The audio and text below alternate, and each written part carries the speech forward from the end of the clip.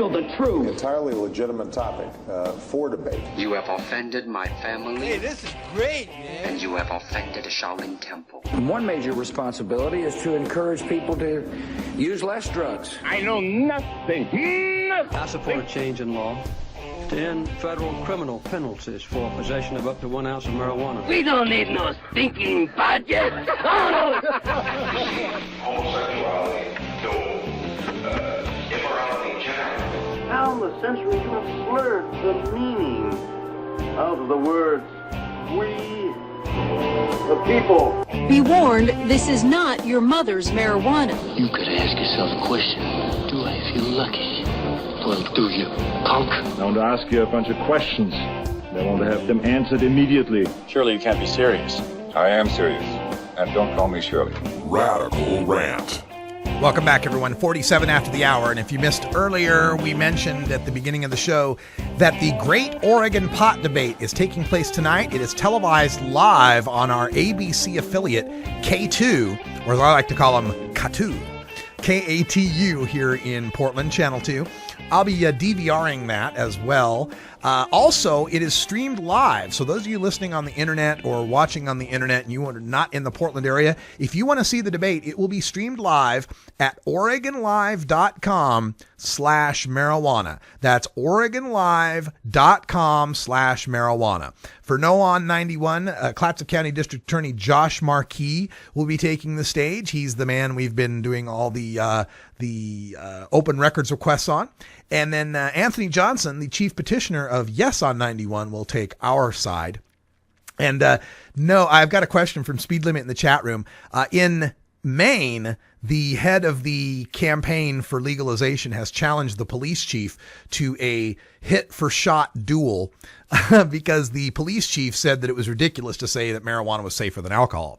So the campaign head said, I challenge you to a duel. I'll take a hit of marijuana for every shot of alcohol you take, and we'll see who's standing by the time the 7 o'clock debate comes up. I just got a tweet from Scott Gagnon, who's the head of Project Sam in Maine. He says that's going over like a lead balloon, and I'm sure among his friends it is, because it points out the hypocrisy that marijuana is far safer than alcohol, and yet they want to treat its users and it as if it's far more dangerous. And nowhere is that more clear than in the talking points of Measure 91's opponents, the No on 91 campaign that is funded 98.6% by the Oregon sheriffs and narcotics officers. I've got their document on screen. This is a PDF from their campaign that is their talking point sheet. And the first thing you can notice about the talking point sheet, especially if you compare it to some of my graphics of the talking points, is that their graphic design capabilities seem to match their understanding of logic and reason.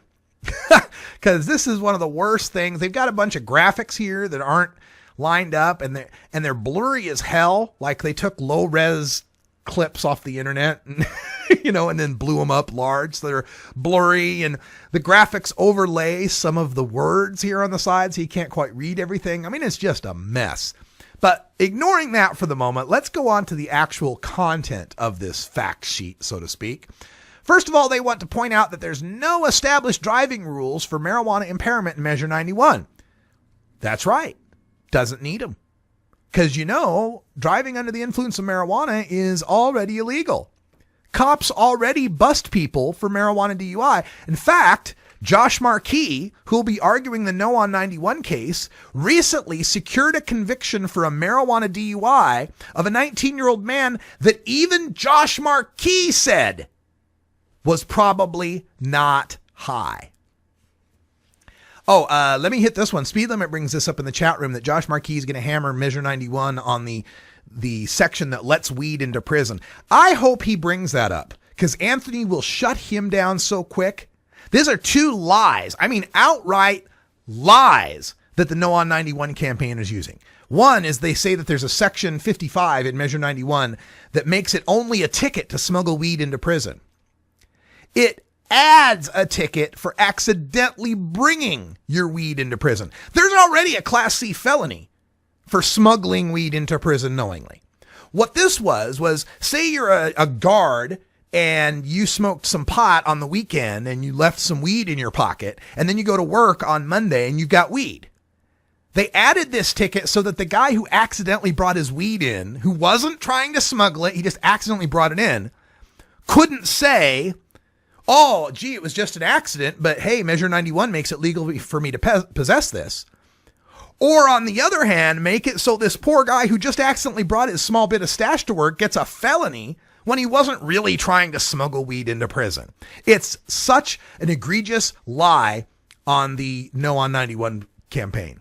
And the other egregious lie they're using is one that's in here. No restrictions on marketing and advertising for marijuana edibles that are appealing to kids. Section 7 of Measure 91 explicitly gives the Oregon Liquor Control Commission all the power they need to regulate or prohibit any advertising. Any advertising. So right there's two lies that they are directly using. Here's another one that they've got. No legitimate way to regulate amount, as there's no limit on number of growers or number of, and we don't know the rest because it goes underneath the logo there. Again, Measure 91 doesn't codify any hard limits on these things, but gives the Oregon Liquor Control Commission all the power they need to limit the number of licenses in any particular locality. Also gives localities the ability to zone for appropriate locations. Says there's no THC potency testing requirements. But again, it gives OLCC all the power they need to set those limits. Here's some of their facts. Today's marijuana is 300 to 800% more potent than marijuana of years ago. This is not the same Woodstock weed that baby boomers and Generation Xers used. I love that they're still using the not the Woodstock weed argument. Even in Oregon, where there are 69,000 people who are medical marijuana patients using this weed, and the sky hasn't fallen. Folks, here's the perfect answer to this potent weed myth. High is high. High is high. And whether you get there slowly by smoking a joint, you get there quickly by doing a dab, or you get there really quickly with a pill of Marinol that's 100% potent and legal, it doesn't matter. High is high. Number 2, they've got with Measure 91, the amount each person can possess and legally grow in their home is significant and concerning. And they worry about, oh, you can have a half pound of weed at the home and a pound of edibles and a 6-pack of tinctures and an ounce of concentrates and 4 plants. Well, guess what, guys? Those are the limits in Washington and Colorado. In Washington and Colorado, you can have an ounce outside the home, so can you in Oregon. In Oregon, you can have 8 ounces in the home. In Colorado, you can have an unlimited amount in the home. The unlimited amount in the home because you can have all the results of your harvests. They've also got the 16 ounces of edibles, exactly the same amount you can have in Washington and less than you can have in Colorado, because Colorado, they go by an ounce of THC in the edible, not the weight of the edible. It could be 4 pounds of edibles. You don't know. How would the cops know? Same thing with the tinctures. We're going to allow the same 72 ounces Washington allows. Colorado allows an ounce of THC in any amount of liquid. So again, it could be 6 gallons that you could have at home, just as long as you only have 1 ounce of THC in the whole thing. And again, how's any cop going to know? We get 4 plants in Oregon. Now, they didn't allow home grow in Washington. That's true. But in Colorado, they allowed home grow of 6 plants. So we got 2 fewer plants than they do in Colorado. And finally, concentrates. Yes, in Washington, they get a 1/4 ounce of concentrates and we get a full ounce. But Colorado allows, once again, an ounce of THC in the concentrates. So if it's 75% concentrate, then you could have 1 ounce and 1/4 or whatever the math works out to. So you can actually have less concentrates in Oregon than you can in Colorado. These are not extreme amounts. These are the kind of amounts you need to deter people from going out and shopping on the black market. They also consider, with Measure 91, there's no established rules for what is considered intoxicating driving for marijuana. Really? You don't think that there's any rules about intoxicated driving now? This is ridiculous. How are we busting people for driving under the influence now? How does that happen? And they also claim that traffic fatalities involving drivers testing positive for marijuana have increased 100% in Colorado. Well, again, because now people have marijuana in their systems in Colorado. It doesn't mean they were high when they wrecked. It doesn't mean that they got that the high caused the wreck. If I'm a passenger in someone's car and I'm high and someone T-bones the car and I die, I'm a marijuana-involved traffic fatality, even though I was just sitting there. And these drivers testing positive, same thing. The driver could have marijuana in his system but not be high. And if a drunk runs into him and kills him, that's a marijuana-related traffic fatality. Here they go with the marijuana edibles scare, the cookies, candy bars, brownies, flavored drinks, and then it's hard to read the rest of it because the pictures of these two kids who died or these two people who died are covering up the lettering. The marijuana edibles thing, I will admit, was not handled well by Colorado coming out of the gate. And part of the problem with it is that unlike alcohol prohibition, when we ended alcohol prohibition, the first alcohol that was available was 3-2 beer. But under marijuana prohibition, the only way we've gotten forward is through medical marijuana. And medical marijuana demands the most potent products.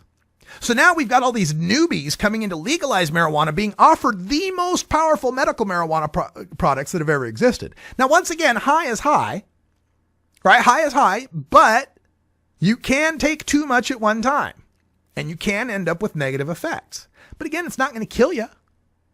And if you don't regulate and allow these marijuana edibles and get them tested for potency and labeled, it doesn't mean they go away. Marijuana edibles will still exist. People will just make them at home. And you won't have any way of controlling or labeling them whatsoever. And this idea, part of their idea is that, oh my God, obviously these manufacturers are making gummy bears to appeal to kids. I'm a 46-year-old man. I eat 2 bags of gummy bears a week. I love gummy bears, and so do a lot of adults. These things are sold at adults-only stores, and they're flying off the shelves. Kids aren't buying them. Kids aren't driving that market. The edibles market is aimed for adults because they're the only people who can buy them. And then finally, they've got this lowering the perception of harm. Actually, the perception of harm in Colorado is lower among the kids than it is in the United States in general. And the access among kids in Colorado is harder than the access for U.S. kids in general. It's so sad how desperate these prohibitionists have become and how tired and pedestrian their talking points are. You'll see it tonight on the Measure 91 debate. The Great Oregon Pot Debate is live at 6:30 p.m. Pacific time. That's an hour and a half from now. And you'll find it on the web at OregonLive.com/marijuana. That's all the time we got for hour 1, but stay tuned for hour 2.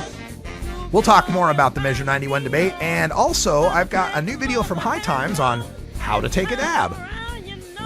Just in case you don't know. For everyone here at 420radio.org, I'm Radical Russ. Thanks for joining us, and until next time, take care of each other, tokers. This is the Russ Belville Show. The Russ Belville Show is blogging and podcasting daily at radicalruss.com. You take a seed, you plant it, you grow it, you dry it, you roll it, you smoke it. You take a seed, you plant it, you